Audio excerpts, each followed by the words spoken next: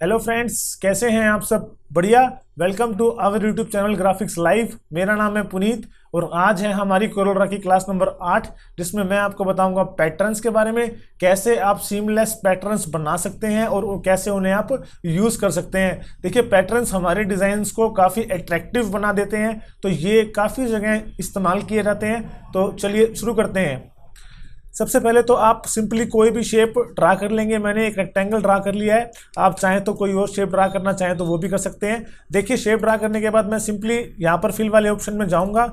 Option में जाने के बाद पहले 3 ऑप्शन जो हैं वो मैं आपको बता चुका हूँ कि कैसे आपको नो फिल पे क्लिक करना है, कैसे आप फिल करना चाहें तो यूनिफॉर्म फिल कर सकते हैं, और कैसे आप ग्रेडियंट फिल करना चाहें तो ग्रेडियंट फिल भी कर सकते हैं, या इसे फाउंटेन फिल भी कहते हैं। बात एक ही है। देखिए, उसके बाद जो हमारा आता है वो आता है vector pattern fill. Vector pattern fill पे जैसे ही आप क्लिक करेंगे, देखिए आपका पैटर्न अप्लाई हो चुका है। आप चाहें तो इसमें कुछ आपको और पैटर्न्स भी मिल जाते हैं अवेलेबल, वो भी आप चूज कर सकते हैं। पर्सनल पे आप जाएंगे तो देखिए यहाँ पे आपको 12 कुछ इस टाइप के पैटर्न्स मिले हुए हैं बने बनाए, जिन पे भी आप डबल क्लिक करेंगे वो पैटर्न आपका अप्लाई हो जाएगा। ठीक है जी, तो इस हिसाब से आप अपने पैटर्न्स को अप्लाई कर सकते हैं डबल क्लिक करके। और इसके बाद इसमें कुछ प्रॉपर्टीज दी हुई हैं आपको यहाँ पे ट्रांसफॉर्मेशन के अंदर। मैं आपको थोड़ा जूम करके दिखा देता हूँ। देखिए, ये ट्रांसफॉर्मेशन आपको प्रॉपर्टी मिली हुई है। ये प्रॉपर्टीज आपके जो वेक्टर पैटर्न आपने अप्लाई किया है उसके ऊपर अप्लाई होगी। जो आपका ऑब्जेक्ट है उसके ऊपर ये प्रॉपर्टीज अप्लाई नहीं होगी। जैसे आपको ये दिया हुआ है 2 इंच विड्थ और 2 इंच हाइट आपको दी हुई है। अगर ये आप इंक्रीज या डिक्रीज करेंगे तो आपका जो पैटर्न है उसकी हाइट और विड्थ चेंज होगी, ना कि आपके ऑब्जेक्ट की। वैसे यहाँ पे एक्स की और वाई की वैल्यू मिल जाती है। ये अगर आप चेंज करेंगे तो आपका जो वेक्टर पैटर्न है उसकी पोजीशन चेंज होगी, ना कि आपके ऑब्जेक्ट की। ये सारी जो आपकी जो स्पेसिफिकेशन है ये सारी आपके पैटर्न के ऊपर अप्लाई होगी, ना कि आपके ऑब्जेक्ट के ऊपर। ठीक है जी। उसके बाद ये क्या काम करता है, रोज एंड कॉलम ऑफसेट, इसके बारे में मैं आपको बताऊंगा अभी थोड़ी देर में। और इसके बाद आपका है transform with object. Transform with object पे आप क्लिक कर देंगे। इसका मतलब क्या है, अब इसे अप्लाई करने के बाद आप ओके करेंगे तो आप अपने ऑब्जेक्ट को बड़ा करेंगे तो साथ में आपका जो पैटर्न है वो भी इंक्रीज होगा। अगर आप इसे ऑफ रखेंगे तो आपका पैटर्न इंक्रीज नहीं होगा, आपका पैटर्न का साइज वही रहेगा और आपका ऑब्जेक्ट इंक्रीज हो जाएगा। देखिए, मैं आपको समझाता हूं। सबसे पहले तो देखिए, यहाँ पे हमारा जो ट्रांसफॉर्मेशन के लिए हमने साइज 2 इंच बाय 2 इंच रखा है अपना जो पैटर्न है उसका।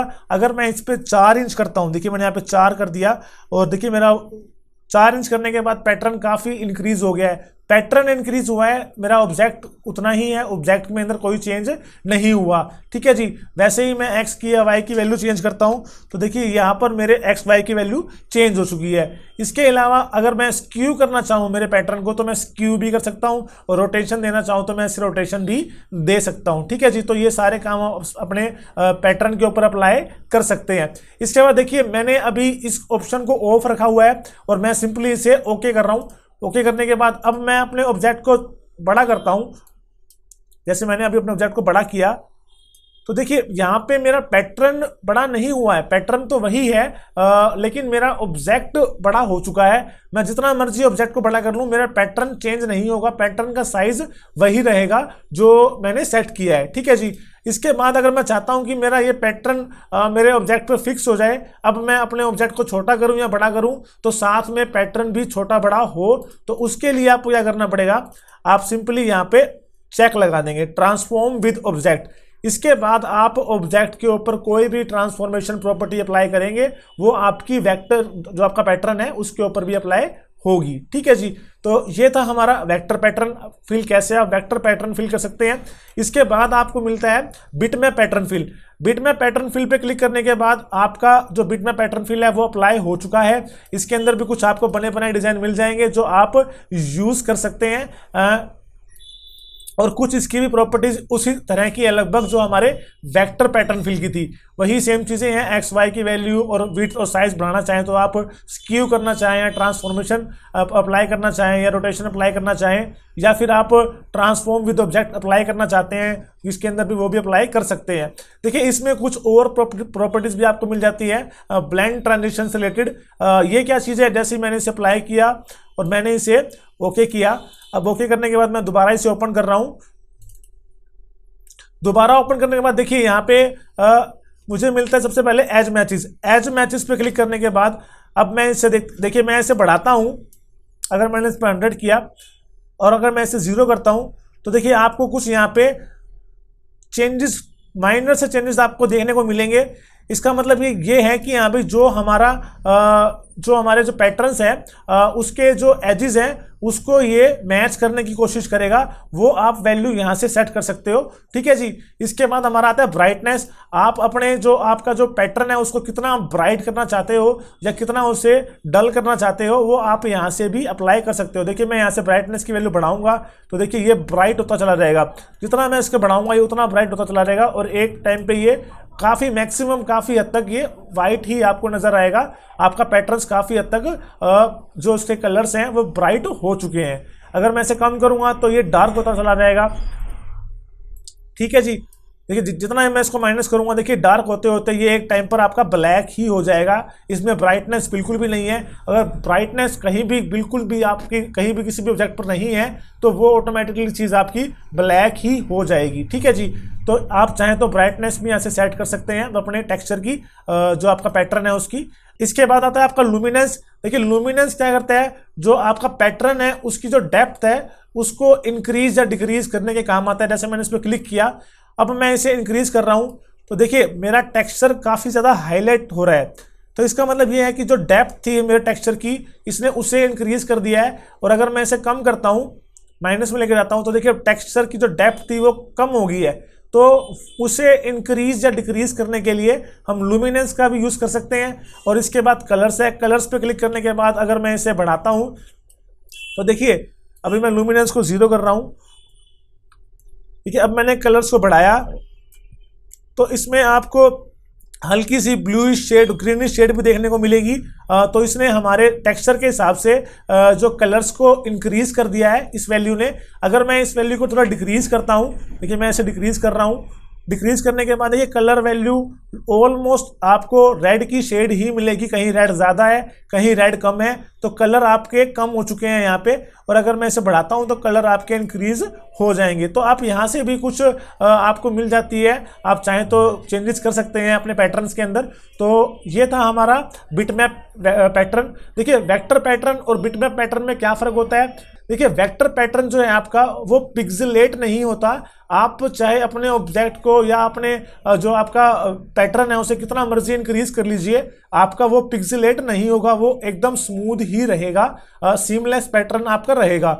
लेकिन अगर बात करें बिटमैप पैटर्न की तो वो आप जितना इंक्रीज करते जाएंगे उसका साइज या ऑब्जेक्ट का साइज तो वो पिक्सेलेट होना शुरू हो जाएगा। ठीक है जी। तो इतना ही फर्क हमारा बिटमैप पैटर्न में और वेक्टर पैटर्न में होता है। ठीक है जी। तो इसके बाद हमारा आता है टू कलर पैटर्न। ठीक है जी। टू कलर पैटर्न पे आप जैसे ही क्लिक करेंगे तो देखिए आपका टू कलर पैटर्न फिल हो चुका है। यहाँ पे आपको नीचे की तरफ कुछ बने बनाए पैटर्न्स मिल जाते हैं। आप किसी पे भी क्लिक करेंगे तो वो आपका अप्लाई हो जाएगा।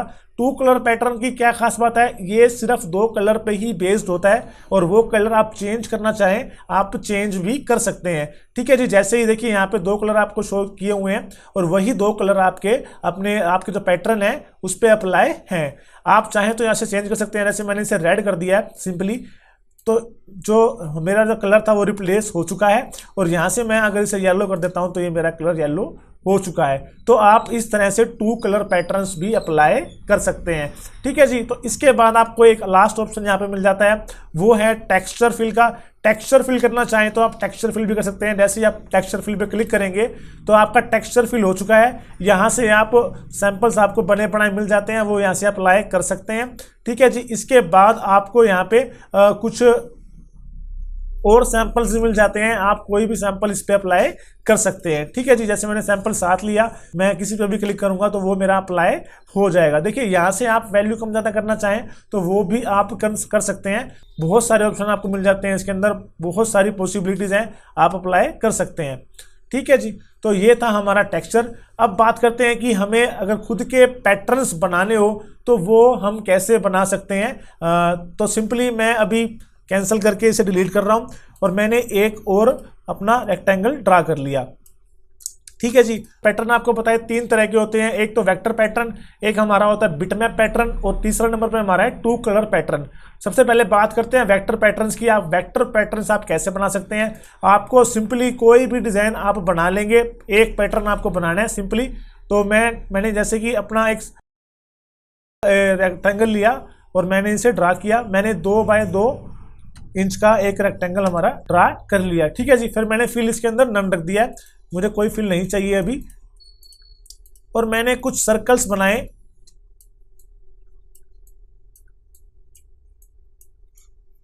ठीक है जी। अब मैंने इन सर्कल्स का कलर भी चेंज कर दिया है, मैंने हर सर्कल का कलर कुछ अलग अलग कर दिया है।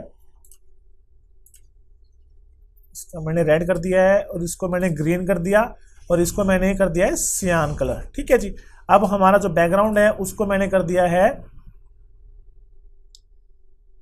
येलो कलर, और येलो के अंदर मैंने थोड़ा सा कर दिया है लाइट येलो। मैंने यहाँ से इसे स्लाइड किया तो देखिए कलर मेरा जो है वो लाइट हो चुका है।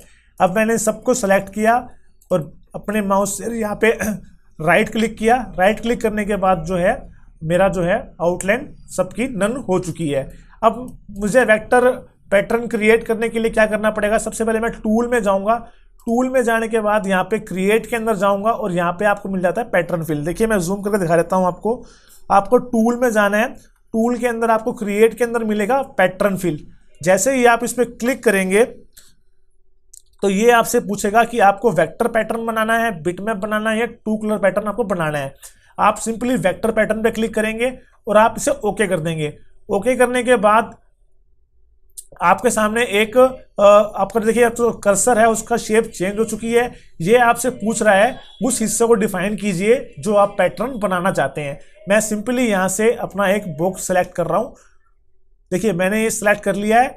अब ये सेलेक्ट करने के बाद अब जैसे ही एंटर प्रेस करेंगे तो ये आपसे पूछेगा कि नाम आप क्या चाहते हैं अपने वेक्टर पैटर्न का जो आपने अभी क्रिएट किया है। मैं यहाँ पे न्यू सर्कल डाल रहा हूं और मैंने यहाँ पे ओके कर दिया, ठीक है जी। तो देखिए हमारा पैटर्न क्रिएट हो चुका है। अब मैं इसे सिंपली डिलीट कर रहा हूं और अपने मैं इस रेक्टेंगल को यहाँ पर लेकर आ रहा हूं, ठीक है जी। यहाँ पे लेके आने के बाद मैं सिंपली यहाँ पे मैंने फिल पे डबल क्लिक किया और मैंने यहाँ पे पैटर्न के ऊपर क्लिक किया। देखिए पैटर्न पे क्लिक करते ही जो पैटर्न मैंने अभी बनाया था वो मेरा फिल हो चुका है। अब इसके अंदर मैं चेंज करना चाहूँ तो मैं चेंज भी कर सकता हूँ। जैसे यहाँ पे 4 इंच बाय 4 इंच है ट्रांसफॉर्मेशन के अंदर, मैंने यहाँ पे simply 1 inch by 1 inch fill कर दिया है। अब देखिए पैटर्न तो फिल हो चुका है लेकिन इसके जो एजेस हैं वो काफ़ी अलग से दिखाई दे रहे हैं, वो अच्छे नहीं लग रहे हैं। तो आप इसे मिरर कर सकते हैं। देखिए यहाँ पे ब्लेंड ट्रांजिशन के अंदर एक कमांड होती है मिरर की, जो आपका जो पहले आपका जो पैटर्न फिल अप्लाई हुआ है उसके बाद जो दूसरा आपका अप्लाई हुआ है पैटर्न फिल, वो आप चाहें तो उसे आप मिरर कर सकते हैं। उससे क्या होगा, देखिए उससे क्या होगा, जैसे मैं इस पर क्लिक करता हूँ वो मैच हो गया है, कॉर्नर्स अपने आप मैच हो गए हैं। और जैसे ही मैं इसे वर्टिकली मिरर करता हूं तो ये बिल्कुल मैच आपका हो चुका है। तो इस हिसाब से भी आप अपने जो पैटर्न्स हैं उसे मैच कर सकते हैं, जो उनकी एजेस है उनको मैच कर सकते हैं ताकि आपको एक सीमलेस पैटर्न मिल जाए, ठीक है जी। तो वही चीज़ें इस पर भी अप्लाई होती हैं, आप अप्लाई करना चाहें वो अप्लाई कर सकते हैं। तो इस तरीके से आप अपना पैटर्न बना सकते हैं, बनाना चाहें तो, ठीक है जी। इसके अलावा एक कमांड और भी है, वो मैं आपको और बता देता हूं। आपने सिंपली एक शेप टूल से आपने एक स्टार जो है वो ड्रा किया, ठीक है जी। आपने ये स्टार आपने ड्रा कर लिया है और आपने अपने स्टार का कलर दे दिया है ब्लू, ठीक है जी। और आउटलाइन आपने कर दिया इसकी नन। अब आपने इसे एक पैटर्न बनाना है स्टार का, तो आप सिंपली टूल पे जाएंगे, क्रिएट में जाएंगे और आप पैटर्न फिल पे क्लिक करेंगे और आपको वेक्टर पैटर्न बनाना है। आप ओके करेंगे। ओके करने के बाद आपने ये आपका सेलेक्ट कर लिया, ठीक है जी। अब आपने सिंपली एंटर प्रेस किया और ये पूछ रहा है कि भाई आपने जो पैटर्न क्रिएट किया है उसका नाम क्या रखना है। मैंने रख दिया इसका ब्लू स्टार, ठीक है जी। मैंने यहाँ पे ओके कर दिया। अब मैंने इसे डिलीट किया और मैंने एक अपना रेक्टेंगल क्रिएट किया। रेक्टेंगल क्रिएट करने के बाद मैंने इसमें सिंपली डबल क्लिक किया और मैं यहाँ पे अपने पैटर्न के अंदर आया। तो देखिए मेरा जैसे ही मैं वेक्टर पैटर्न पे आया, मेरा जो पैटर्न था वो फिल हो चुका है। अब मैं इसे साइज छोटा कर रहा हूँ, मैंने इसका साइज रख लिया 0.5। ठीक है जी। तो देखिए ये मेरा जो पैटर्न है वो छोटा हो चुका है और स्टार्स इस पर अप्लाई हो चुके हैं। अब देखिए ये कमांड थी रो एंड कॉलम की, जो मैंने आपको कहा था मैं बाद में बताऊंगा। इससे क्या होता है, इससे जैसे कि आप देख रहे हैं ये जो स्टार्स है वो बिल्कुल एक लाइन में, एक सीध में आ रहे हैं। मैं चाहता हूं कि जो साथ वाली लाइन जो है वो बिल्कुल सीध में ना आके थोड़ा ऊपर नीचे हो जाए, ताकि मेरे पैटर्न को एक अलग सी फील मिल जाए। तो वो मैं सेट कर सकता हूं। मैं हॉरिजॉन्टली सेट करना चाहता हूं या मैं वर्टिकली सेट करना चाहता हूं, वो मैं यहां से कर सकता हूं। ठीक है जी। यहाँ पे मैंने क्लिक करने के बाद जैसे यहाँ पे अमाउंट डाली, 50 अमाउंट मैंने यहाँ पे डाली, तो देखिए अब जो क्या है, जो मेरे स्टार्स जो हैं वो थोड़े से इस तरह से आ गए हैं। तो वो जो गैप आ रहा था बीच में, वो गैप हमारा अब नहीं आ रहा। देखिए मैं यहाँ पे अभी 0 करता हूँ। यहाँ पे 0 करने के बाद अभी यहाँ पे गैप आ रहा है, ये गैप आ रहा है। मुझे ये गैप नहीं चाहिए। तो मैं ये गैप फिल कैसे कर सकता हूँ, मैंने सिंपली डबल क्लिक किया और यहाँ पे 50 वैल्यू डाल दिया है और मैंने इसे ओके किया। तो देखिए अब वो गैप नहीं आ रहा है, वो गैप फिल हो चुका है। तो इस तरह से आप हॉरिजॉन्टली या वर्टिकली करना चाहें तो आप वो भी यहाँ पे कर सकते हैं। देखिए अभी मैंने यहाँ पे किया था, हॉरिजॉन्टली हुआ था। अगर मैं इस पे क्लिक करके वैल्यू डालता हूँ तो ये अब ये वर्टिकली उस हिसाब से हमारे डिजाइन को सेट कर देगा। ठीक है जी। तो इस हिसाब से आप अपने पैटर्न्स बना सकते हैं और उन्हें अप्लाई कर सकते हैं। देखिए पैटर्न्स से क्या होता है कि एक तो हमारा डिज़ाइन हैवी नहीं होता है। हम वेक्टर्स बना कर अप्लाई करते रहेंगे अपने डिज़ाइन में तो सिस्टम काफ़ी हैवी हो जाता है। अगर हम पैटर्न बना दें, पैटर्न बनाने के बाद हम अपने डिज़ाइन के अंदर यूज़ करते हैं उस वेक्टर को, तो सिस्टम हैवी बिल्कुल भी नहीं होता है। तो आप इस हिसाब से पैटर्न्स का यूज़ कर सकते हैं। ठीक है जी। आज की क्लास में इतना ही। आई होप आपको ये पैटर्न वाली क्लास पसंद आई होगी। अगर आपको पसंद आई है तो आप लाइक कीजिए, चैनल को सब्सक्राइब कीजिए ताकि सबसे पहले आप तक वीडियोस आ सके। Thank you.